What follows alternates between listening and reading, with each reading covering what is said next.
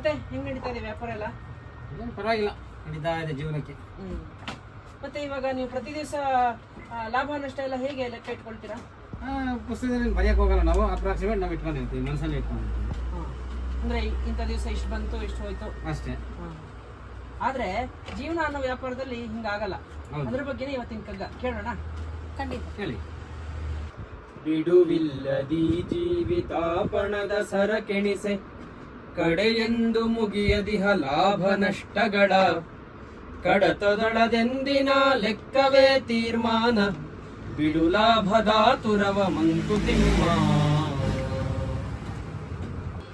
ಇವರು ಪ್ರತಿ ದಿವಸ ಲಾಭ ನಷ್ಟಗಳ ಲೆಕ್ಕ ಇಟ್ಕೊಳ್ಳೋ ರೀತಿ ನಾವು ಜೀವನದಲ್ಲಿ ಮಾಡೋಕ್ಕಾಗಲ್ಲ. ಜೀವನದಲ್ಲಿ ಪ್ರತಿನಿತ್ಯ ಪ್ರತಿಕ್ಷಣ ಈ ರೀತಿ ಅನ್ಕೊಳಕ್ಕಾಗಲ್ಲ. ಏನಿದ್ರು ಲಾಂಗ್ ಟರ್ಮ್ ಗೋಲ್ಸ್ ಅಷ್ಟೇ.